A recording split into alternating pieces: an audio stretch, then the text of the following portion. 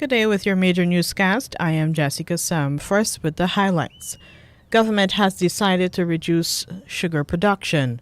A teenage schoolgirl has been killed in a road accident in Sophia. And in the region, petrol stations in the Bahamas are threatening to go on a strike because of the rising cost of fuels.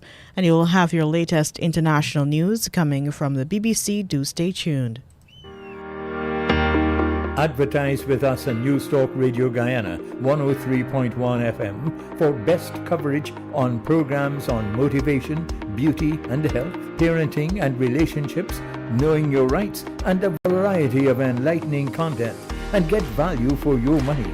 Call our helpful staff today on 223-1056 or 223-1041 today.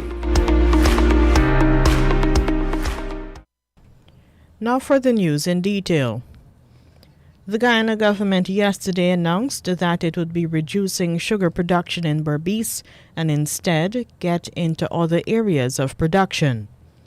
Vice President Barra Jagdeo made the announcement in an address to residents of Line Path, Skeldon, Quarantine, Berbice. I want to tell you about what we are planning to do in this area, because we have to start getting economic activities going back again. So we are going to return to some sugar production in the area, but on a smaller scale. He says that some of the sugar estate lands will be used for shrimp production other than swamp shrimp.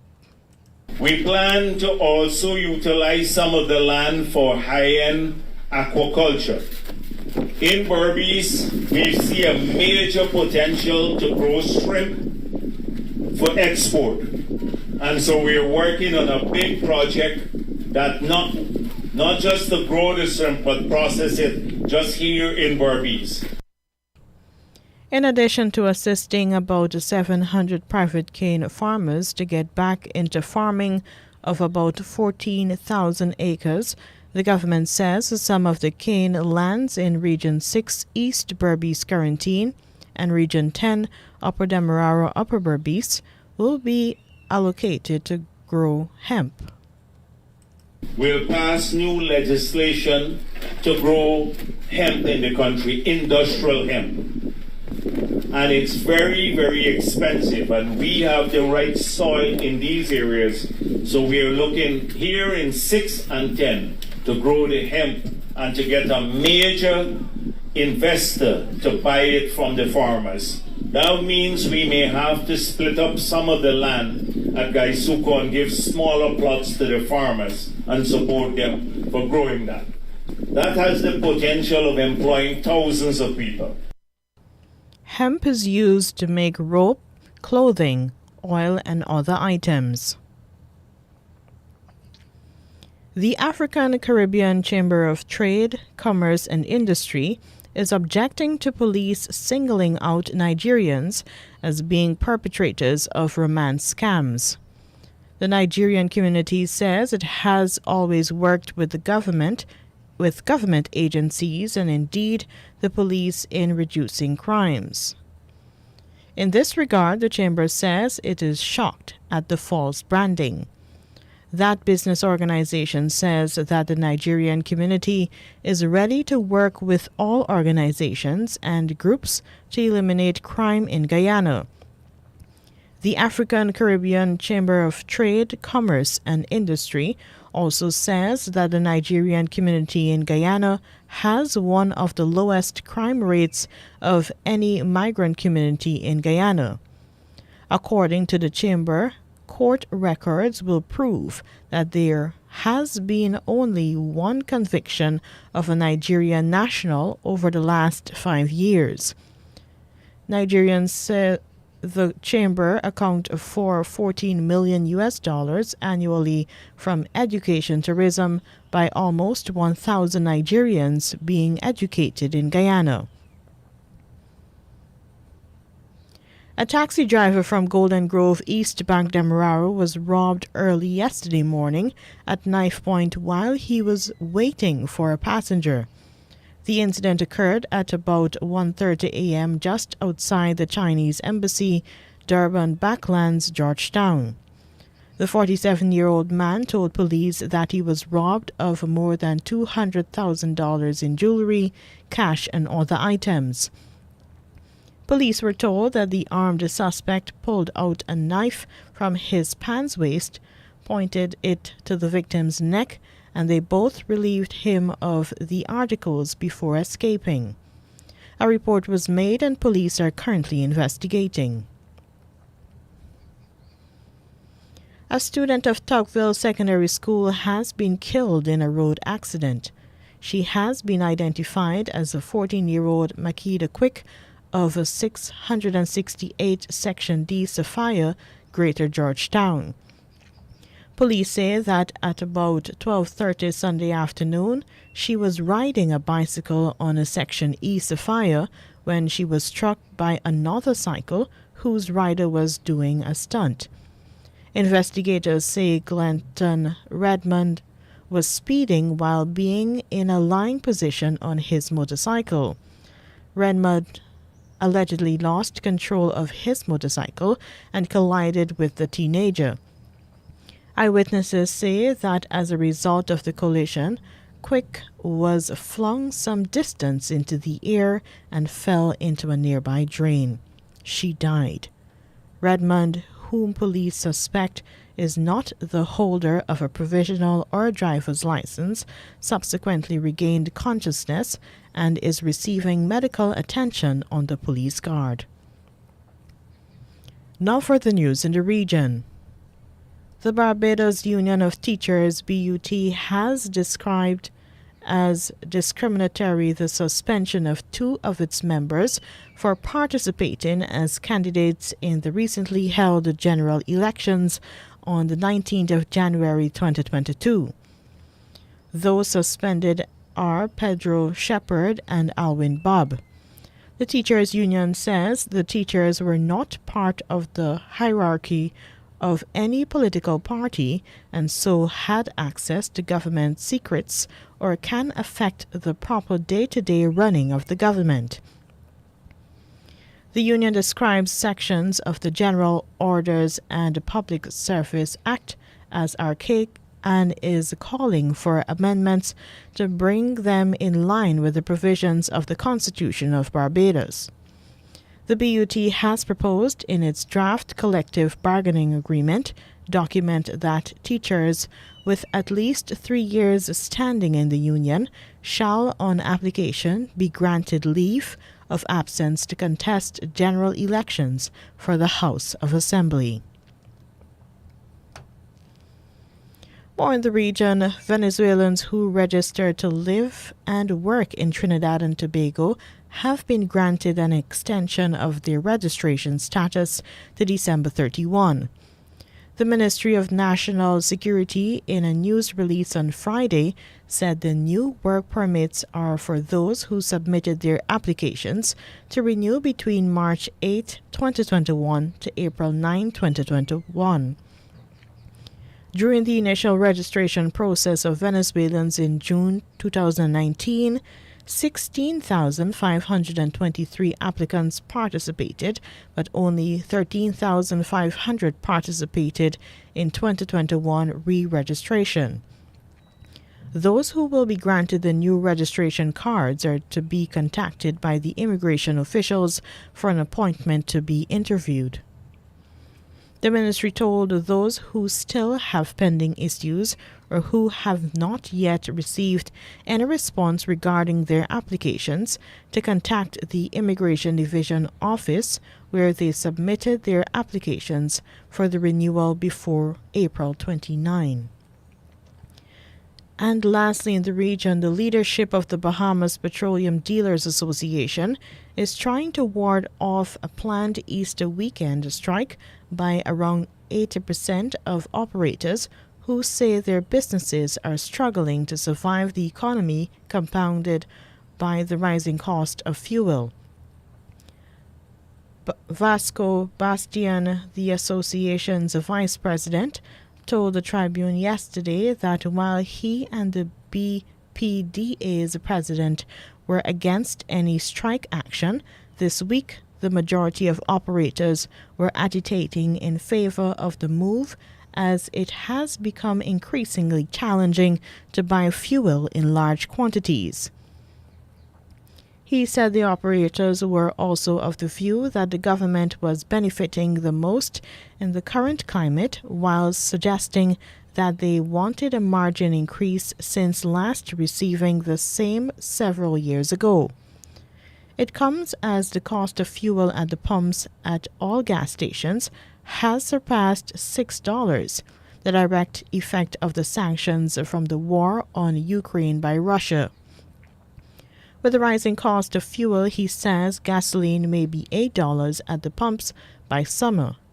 As it stands, Mr. Bastian said operators are eyeing the Easter holiday weekend to take action, although he remained optimistic that this week all parties involved would begin to hash out an amicable agreement for all sides. He said the situation has led to a view from some that self-service gas stations may be the way some operators choose to cut costs, adding it was an option to make more incorporate it a few days per week. Asked whether the government had agreed to meet with the group, Mr. Bastian declined to comment, saying he did not want to get ahead of anything that was to come. And here now is your international news coming from the BBC. Hello, this is Julie Candler with the BBC News. British police have told the Prime Minister Boris Johnson and the Finance Minister Rishi Sunak they will be fined for breaching coronavirus laws. Officers have been investigating 12 gatherings at government buildings during the pandemic while such events were banned. At least 3 were attended by Mr Johnson. Here's Rob Watson. This is an astonishing moment in British politics, with the Prime Minister being found by the police to have broken the very laws he made. It's a problem compounded by Boris Johnson's previous and multiple assurances to Parliament and country alike that no rules had been broken. Opposition parties are calling on Mr Johnson to resign. The Prime Minister is unlikely to do so, and MPs from the governing Conservative Party, while no doubt angry, may take the view a global crisis is no time to be changing leaders. 13 people have been injured at a subway station in New York where several commuters were shot during the morning rush hour. 5 people suffered gunshot wounds. John Sudworth reports. Images from the scene show panic, smoke, injured passengers and pools of blood on the platform of what would, just moments before, have been a busy Brooklyn commuter station at the height of morning rush hour. With a huge police response and reports of undetonated devices, the station was quickly closed and a manhunt began for a suspect described as possibly wearing a gas mask and believed to have fled the scene. The police have since confirmed that no active explosive devices have been found. The incident's likely to fuel anxiety in a city where authorities have been reporting an uptick in gun violence and with businesses and transport networks still struggling to overcome the impact of the pandemic. President Putin has described Russia's military objectives in Ukraine as noble and the Russian soldiers there as courageous. Mr. Putin was speaking nearly 7 weeks after he launched an invasion that's led to many civilian deaths and allegations of Russian atrocities. During a rare public appearance, he said the aim was to help the people of Donbass in eastern Ukraine. Mr. Putin insisted that attempts to isolate Russia would fail. Ukraine and Russia are ramping up their military forces in Donbass as Moscow switches the focus of its offensive. Dan Johnson reports from Ukraine. The military build-up continues in the east. People have been warned to watch out for landmines and scattered explosives with delayed detonation. Mariupol's been under bombardment for weeks, but now there are reports chemical weapons have been used there. Ukrainian soldiers said they felt dizzy and suffered breathing problems after something was dropped from a Russian drone. Ukraine's Deputy Defence Minister, Hanna Malya, said initial data suggested they might have been phosphorus munitions, which wouldn't necessarily be prohibited by international convention. World News from the BBC. A Spanish gun enthusiast who tried to kill the Prime Minister Pedro Sánchez has been sentenced to 7.5 years in jail. Using a far-right WhatsApp group, Manuel Murillo Sánchez, a security guard aged 66, had offered to hunt the Prime Minister down like a deer because he had ordered the transfer of the remains of the late fascist dictator Francisco Franco from a mausoleum to a cemetery. He had vowed to sit on Franco's tomb and shoot if anyone came near. The exhumation happened in 2019. The court rejected Murillo's claim that he was drunk when making the comments. Inflation has reached a 40-year high in the United States, spurred by soaring energy prices. Michelle Fleury has the details. Prices rose 8.5% in March compared to a year ago. The last time inflation was this high was during the Reagan administration in December 1981. The main culprit behind the increase is rising energy prices. High petrol prices accounted for half of the inflation spike last month. Rising food and rent prices also rose. And despite climbing 5.6%, wages aren't keeping up with the cost of living, making inflation inescapable for many Americans. To rein in inflation, America's central bank has begun raising interest rates, with more hikes expected in the months ahead. At least 5 people have been killed in floods and landslides in the South African city of Durban following days of heavy rain. Several parts of the surrounding province of KwaZulu-Natal have flooded and buildings have collapsed. Dozens of roads have been closed and trains have been suspended. Ethiopia has allowed Boeing 737 MAX airplanes to fly again in its airspace, 3 years after grounding them in response to a fatal crash. The Ethiopian Airlines plane crashed in March 2019, minutes after takeoff from Addis Ababa. All 157 people on board were killed. BBC News. Here now is a recap of your highlights. Government has decided to reduce sugar production. A teenage schoolgirl has been killed in a road accident in Sophia.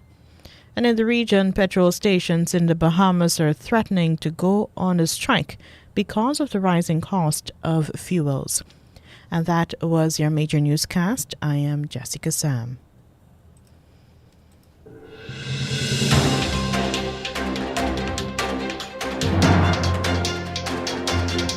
This has been the news, compiled in the News Talk Radio newsroom. For ongoing updates, visit demerarawaves.com, and you can check facebook.com/demwaves and twitter.com/demwaves.